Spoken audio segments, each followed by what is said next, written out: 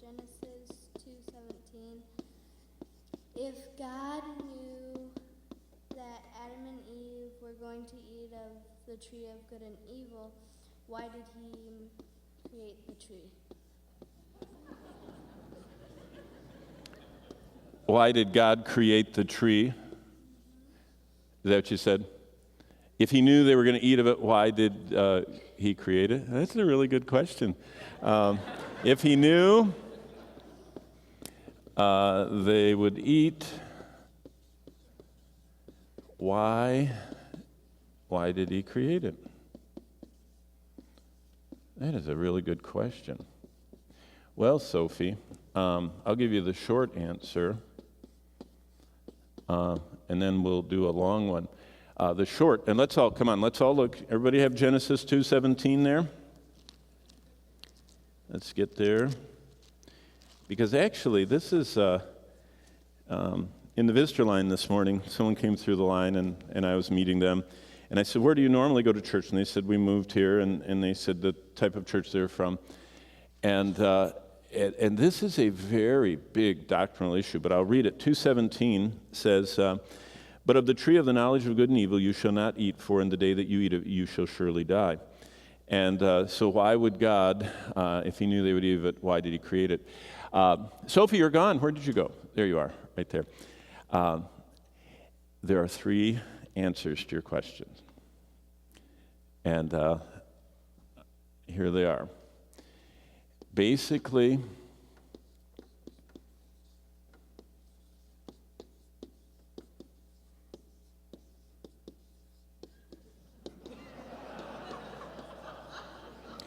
the first is the infralapsarian view. The second is the supralapsarian view. And the third is the Doug sub? Where are you? Where I heard you up. Where's Doug? Oh, right there. Sublapsarianism. Sublapsarianism. And this is lapsarianism there too. Basically, the Bible doesn't say. No, it doesn't. That's why there are three views. The Bible does not say. What it says is that God knows all things. Deuteronomy 29:29 says the secret things belong to God. The scriptures also say that God's decrees cannot be broken. So these three views of the fall is, did God, as they were falling, as they were going through the fall, was he navigating and guiding the process, or above before there was even a fall, and after the fall? It's kind of like, did God know it was going to happen before it even happened and already had the plan, in eternity past? Did he after it happened, or did he while it was happening? Now, that's not really how it goes, but that's how I like to summarize them. But basically this is the answer. And this came with, I don't know if I ever fully, where did she go? The newlywed. There you are, Mia. The idea of evil and why did God allow evil, it's very connected to that. And basically it's this. I will give the simple. God was showing. See, already Satan had fallen. You all know that. Isaiah 14 and Ezekiel 28 says that already Satan had fallen into sin. And the same reason that God allowed Eve to partake of the tree is connected with Mina's question about why did God even allow evil? And I gave that answer briefly, and I will give it briefly again, because just the fact that we have lapsarianism and volumes written on something that the Bible never addresses. You understand that? It doesn't address all things. It only tells us the things that God wants us to know. but I will just take what we know. Satan fell. So number one, Satan fell. Then Satan comes down and begins tempting. There we go. Well, it doesn't like, I don't know. There we go. Then the tempting of Eve started. So chronologically, Satan fell first. Why? See, the real answer to Sophie's question is, why did God even allow Satan to fall? Why does God even allow evil? Why? Because of God's omniscience, his wisdom, actually theologically, omniscience is a nice word, but actually the biblical word is wisdom, that God doesn't discover anything, he never learns anything, he has no additional knowledge.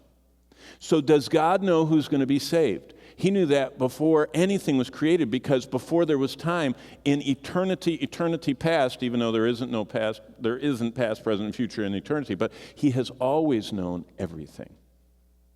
I think that's the first thing you have to come to.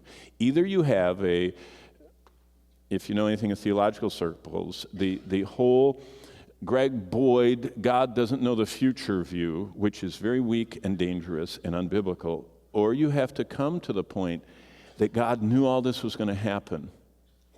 And he, before it ever happened, determined the outcome. But why? And here's why I think. And, who am I to say? Calvin wrote his Institutes when he was like 20-some years old or so. Luther, the Reformers have true Augustine, probably one of the biggest minds ever to be on this planet since Christ's mind and Paul's mind. They could not figure this out. And so, as St. Augustine said, he said that these truths are like this. They're like an ocean. And the ocean has this little shallow part where the water's warm and kids sit and splash on the ground. They're splashing. Little children can sit there and enjoy it. But you keep going out in it and you'll drown, like an elephant can drown. So I'll give the short of it. God is perfect and self-existent. And so because God is perfect and self-existent, only God is self-existent and is perfectly good. All those attributes, his goodness, his sufficiency, that he doesn't need anything to keep himself going, his power, and all that. All of us are out here somewhere. And here's Satan right there. There's Lucifer. And God kept him perfect. Nothing is perfect on its own. Nothing. Nothing is self-existently good and able to perpetually continue in perfection. There's lots of big words for that. Satan was out here perfectly doing what God said, but that's because God was keeping him. What does it say in Jude, the last two verses of Jude? Now unto him who is able to keep you from falling. The preservation power, the power God has to keep us is all that keeps us alive. That's what Colossians 1 says, that through Christ all things consist. He's holding everything together. And so what did he do? God just briefly just said, I'm going to demonstrate what happens when I don't hold on. And he just, for a moment, went like that, and it says, evil was found in Satan. That's what he said. Look at Ezekiel 14. Isaiah 14. I can talk all night, but we have to keep with the scriptures because I want you to see how I think. But Isaiah 14, and it says, Isaiah 14, starting in verse 12, how are you fallen from heaven, O Lucifer, son of the morning? I'm in Isaiah 14:12. How you are cut down to the ground, you who weaken the nations. For you have said in your heart. Now, this is what's so interesting.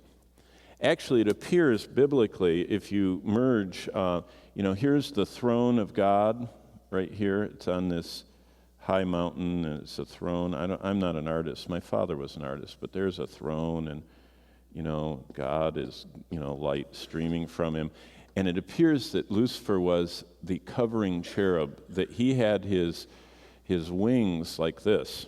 You kind of see it in Egyptian, they just found Nefertiti's tomb, King Tut's mom, and her tomb was always there. They just didn't notice it. It was behind the wall, and they're all excited about it. But part of the decor of that room are these winged seraph-like creatures.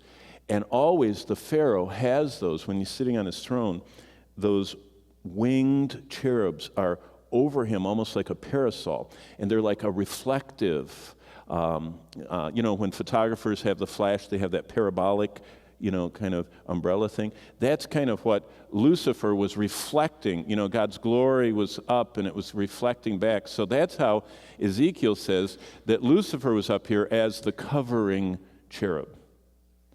And so that's really a neat thing that he was able to do that.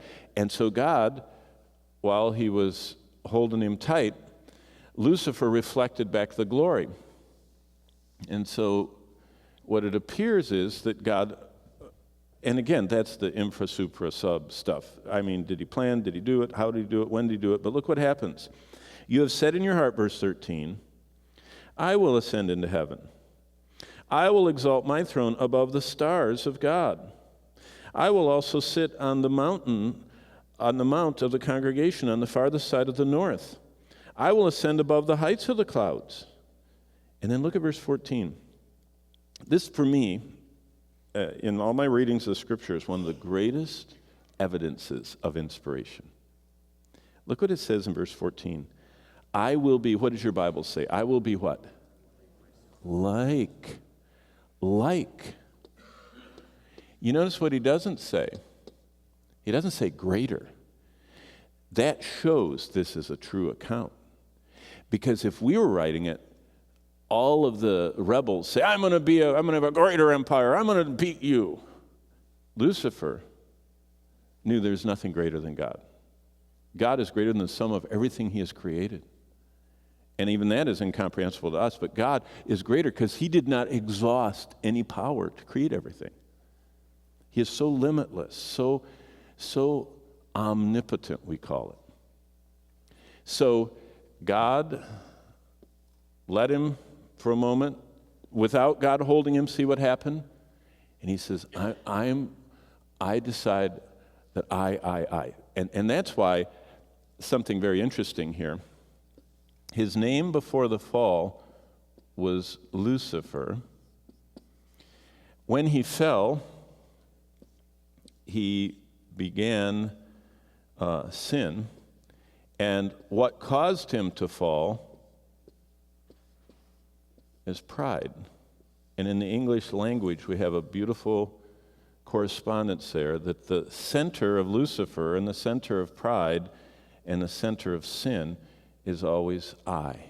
And you notice that 5 times he says, I will ascend, I will exalt, I will also sit, I will ascend, and I will be like the most High, and you'll be brought down to the pit, to the lowest parts of the pit. Now, go over to Ezekiel. So it goes Isaiah, Jeremiah, Lamentations, Ezekiel, and look at 28, because he fills in some more of the wonders of what Satan had. And again, it's in verse 12. And by the way, this is an example of what we see with Peter and Jesus. You remember in chapter 16 of Matthew that Peter's talking, and what did Jesus say to Peter? Get thee behind me. Yeah, see, Jesus was talking to Peter, but he was looking beyond him. And he could see who was really the instigator of the words, that Peter was saying. And there was a king of Tyre. That's a historic personage, the Phoenicians. And they were on an island off of the coast of modern-day Lebanon. And they were mariners excelsius. And they were fabulously wealthy and very proud and very... And who do you think was prompting them to all that? The one who loves pride. See, that's why I said this morning we have to be very careful in modern contemporary worship, because there is so much personality that's injected by the musicians, and a lot of that is prompted by right here. And by the way, it's not just in contemporary worship, it's in Christianity. There's so many personality-driven ministries where the people, it's hard to decide whether they're following the Lord or that person. And really, it shouldn't be hard. It should be biblically, when the Lord works, like Philip with the Ethiopian eunuch, when he led him to the Lord, he left and the guy kept following the Lord. He went on his way rejoicing. Nowadays, we have this connection to people that is so strong that if a pastor does something wrong, it just destroys the whole congregation because they are following him. Instead of him saying, be followers together of me, like I am of what? Christ. See? So the king of Tyre was actually following Lucifer. But look what it says in verse 12. You were the seal of perfection. That's not the king of Tyre. Now, the prophet is looking beyond the king of Tyre, a historic personage, who to the one behind him that was motivating him, which is Satan. You were full of wisdom and perfect in beauty. You were in Eden. The king of Tyre was not in Eden. The garden of God, and every precious stone was your covering. The sardius, the topaz, the diamond, the beryl, the onyx, the jasper, sapphire, turquoise, emerald with gold. Right in the middle of verse 13. The workmanship of your timbrels and pipes was prepared for you on the day you were created. Now there's a variant in the Hebrew language, and it is very possible this implies in some forms that Satan was also the worship leader of heaven. Isn't that interesting? And isn't it interesting how pervasively people are connected to music? Have you ever thought of that? I travel the world. I've been to about 70 or 80 countries. You can hear American music on every country, every continent. And everybody is connected through music. But let's not get off topic. Look at verse 14. You were the anointed cherub. See, he was the covering. The variants of this word also, anointed Mashiach, that anointed, or the covering, the parabolic, the reflective, which I prefer, the covering cherub, because it says the anointed cherub who covers. I will establish you. You are on the holy mountain of God. You walk back and forth in the midst of fiery stones. Remember, I've told you that. Remember this issue of fire that comes out of, that's what Daniel 7 says, this river of fire. God's throne is on fire. And it appears all the stones that surround the throne of God are on fire. You were perfect in your ways from the day you were created. By the way, what day was that? Well, it was after the first day of creation. Yet remember, it says that as God was laying the foundations of the earth, the suns, the stars of the morning, the angels were singing, but they were created too. And so it's very possible they were part of that creation. So Lucifer, we don't know how old he is, but it's very possible he was created, and all the other angels as a part of creation week. But it says, until iniquity was found in you. And see, he was perfectly kept. But then, and you say, where do you get this God temporarily doing that? Well, because he does it. He did it with Hezekiah. Do you remember that? He let go of Hezekiah to see what was in his heart. And what did Hezekiah do? He showed all of his treasures God had blessed him with to the Babylonians, who came and sacked the city and took it all. And he was proud. You see, God restrains so much in our lives. And he allowed what was in Lucifer to come out. And what comes when God is not holding us, what comes out? Evil is found in us. Till evil was found in you. And then verse 16, by the abundance of your trading, you became filled with violence, you sinned. That's allusion back to Tyre. That's what they were into. The Phoenicians were traders. Therefore I cast you as a profane thing out of the mountain of God, verse 16, and I destroyed you, O covering cherub, from the midst of the fiery stones. Your heart was lifted up because of your beauty. You corrupted your wisdom, and on I cast you down. And so, back to Sophie's question, lest I belabor it too long. If God knew they would eat, why did he create it? Because he had a plan of redemption, and it wasn't his second plan. It was his original plan, because God does not change, and he does not discover. He does not add. He doesn't make mid-flight adjustments.